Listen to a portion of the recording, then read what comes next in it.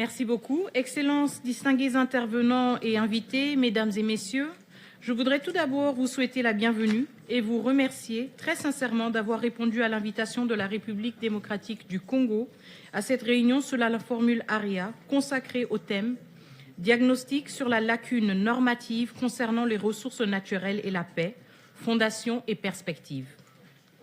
La mobilisation de vos délégations témoigne de l'intérêt que la communauté internationale porte à une question dont l'importance pour la paix, la sécurité et le développement durable ne cesse de croître. Ma gratitude va tout particulièrement à nos distingués invités qui ont accepté d'éclairer nos travaux de leur expertise.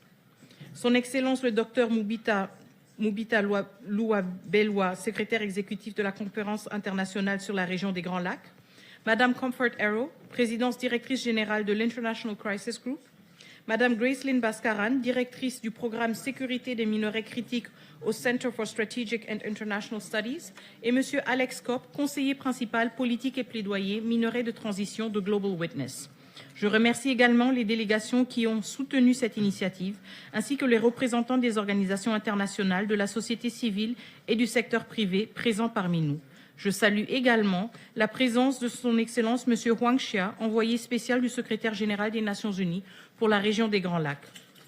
En assumant pour la première fois depuis plus de 3 décennies la présidence du Conseil de sécurité des Nations Unies, la République démocratique du Congo a souhaité mettre cette responsabilité au service d'une réflexion d'intérêt universel. La réunion qui nous rassemble ne constitue pas une consultation de plus. Elle marque l'ouverture d'une réflexion que mon pays souhaite inscrire dans la durée autour d'un défi majeur de notre époque. Faire de la gouvernance des ressources naturelles non plus seulement un sujet de gestion de conflits, mais un instrument de leur prévention au service de la paix, de la sécurité et de la prospérité. Excellences, les ressources naturelles occupent une place centrale dans les grands équilibres économiques et géopolitiques. Elles sont indispensables à la transition énergétique, à l'innovation technologique, au développement industriel et à la résilience des chaînes d'approvisionnement mondiales. Pour de nombreux pays, elles représentent une formidable opportunité de croissance et de transformation économique. Mais nous savons aussi que les contextes de fragilité ou de conflit, ces mêmes ressources peuvent alimenter des économies de guerre. Et l'enjeu ne se limite pas au financement direct de groupes armés par la vente de minerais. Il s'agit d'une économie politique plus large, dans laquelle le contrôle des sites d'extraction, des corridors commerciaux, des systèmes de taxation et des flux financiers permet de soutenir la violence, de consolider une emprise territoriale et parfois de substituer une autorité parallèle à celle de l'État.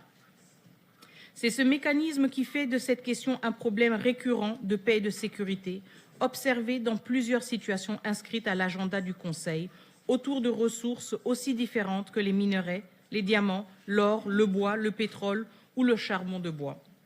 Cette réalité n'est pas nouvelle. Je rappellerai en particulier la réunion d'information tenue le 16 octobre 2018 à l'initiative de la Bolivie sur le rôle des ressources naturelles comme cause profonde des conflits.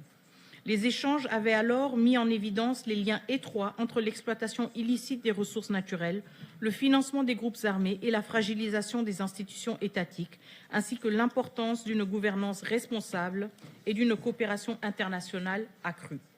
Depuis lors, des progrès significatifs ont été accomplis. Le Conseil de sécurité a développé des outils, régimes de sanctions, groupes d'experts, mesures ciblées, tandis que la communauté internationale se dotait d'instruments complémentaires.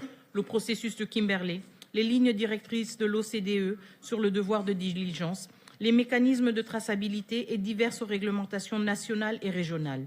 Ces avancées sont réelles et méritent d'être saluées. Toutefois, elles nous conduisent à une interrogation plus fondamentale. Notre action collective demeure largement orientée vers la gestion des conséquences des conflits à travers des réponses fragmentées et propres à chaque situation. Ne devons-nous pas désormais réfléchir ensemble à la manière dont une gouvernance responsable des ressources naturelles peut également contribuer à prévenir ces conflits? Car prévenir les conflits suppose aussi de prévenir les conditions économiques qui les alimentent. Excellences, cette réflexion part d'un principe cardinal, la souveraineté permanente des États sur leurs ressources naturelles. Il ne s'agit donc pas de créer de nouvelles obligations internationales, il ne s'agit pas d'un code minier mondial, ni d'un modèle économique uniforme, ni d'une autorité supranationale. Il ne s'agit pas davantage de remettre en cause les instruments existants. Il s'agit de déterminer comment la coopération internationale peut aider les États à exercer plus effectivement leur souveraineté là où des acteurs armés ou des réseaux illicites capturent les ressources, les revenus et jusqu'aux fonctions de l'État. Car lorsque cette capture se produit, c'est la souveraineté elle-même qui est déjà atteinte. Cette initiative ne concerne pas la République démocratique du Congo uniquement. Mon pays en connaît une manifestation particulièrement documentée, mais il n'en est qu'une illustration. Elle n'est dirigée contre aucun État, aucune région, ni aucune situation particulière. Elle procède de la conviction que ces défis concernent l'ensemble de la communauté internationale et appelle à une réponse fondée sur le dialogue, le respect de la souveraineté et la recherche du consensus. Le Conseil a d'ailleurs déjà emprunté pareille démarche. Face à des phénomènes qui, sans relever exclusivement de son champ traditionnel, présentaient un lien établi et récurrent avec les conflits, il a su créer un langage commun et améliorer l'analyse et le suivi sans se substituer aux politiques nationales concernées. Les agendas femmes, paix et sécurité et jeunesse et paix et sécurité, comme la résolution 2417 sur les conflits et la faim, en témoignent. Il ne s'agit pas d'assimiler les ressources naturelles à ces sujets, mais de retenir la méthode pragmatique, progressive et consensuelle. Je n'ignore pas, enfin, que les appréhensions légitimes que peut susciter toute initiative nouvelle, la crainte de multiplier les textes et les attentes, d'alourdir les exigences de documentation ou de creuser l'écart entre les engagements pris et leur mise en œuvre. Je partage ce souci de rigueur et de résultats concrets. Mais aucune de ces réserves ne saurait justifier de laisser cette question sans réponse. Le coût de l'inaction pour les populations affectées, comme pour la crédibilité de notre action collective, est déjà, lui, bien réel. Excellence, la réunion d'aujourd'hui n'a pas vocation à négocier un texte ni à promouvoir une approche prédéterminée. Son caractère informel doit nous permettre d'entendre les expertises, d'approuver le diagnostic, d'identifier les préoccupations légitimes et de mesurer les convergences possibles. Elle constitue la première étape d'une séquence diplomatique cohérente. Les enseignements de nos échanges nourriront le débat public de haut niveau que présidera le 22 juillet prochain son Excellence M. Félix-Antoine Tshisekedi Tshilombo, président de la République démocratique du Congo, avec l'ambition de porter cette réflexion au plus haut niveau politique et d'ouvrir un processus de consultation appelé à se poursuivre au-delà de la présidence congolaise. C'est à la lumière de ces consultations que le Conseil pourra apprécier l'utilité, la portée et la forme de toute étape ultérieure. Les grandes avancées du multilatéralisme se sont toujours construites de cette manière. Elles commencent par une idée, elles se nourrissent de l'expérience des États, puis elles donnent progressivement naissance à des cadres de coopération plus structurés. C'est précisément cette dynamique que la République démocratique du Congo souhaite contribuer à engager aujourd'hui. Excellence, nos discussions seront guidées par 3 interrogations. Premièrement, quels enseignements pouvons-nous tirer de l'expérience accumulée par le Conseil de sécurité et les mécanismes internationaux existants? Et quelles sont les principales lacunes d'une approche encore largement fragmentée?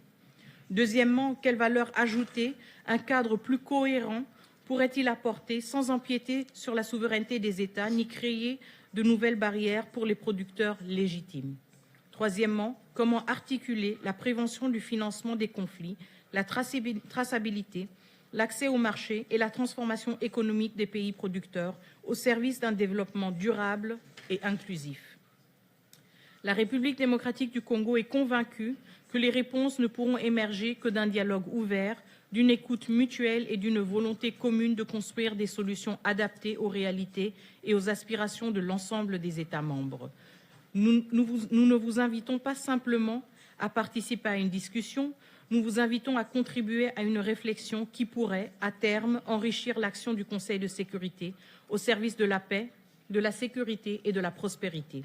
Au-delà de cette journée, la République démocratique du Congo, à travers sa mission permanente à New York, se tient prête à poursuivre ce dialogue avec chacune de vos délégations dans le même esprit d'écoute et de recherche de convergence. Je forme le vœu que les échanges de ce jour constituent la première étape d'un processus ambitieux, inclusif et fédérateur au bénéfice de l'ensemble de la communauté internationale. C'est avec cette conviction que je déclare ouverte la réunion, selon la formule ARIA, du Conseil de sécurité consacré au thème « Diagnostic sur la lacune normative concernant les ressources naturelles et la paix, fondation et perspective ». Je vous remercie de votre aimable attention.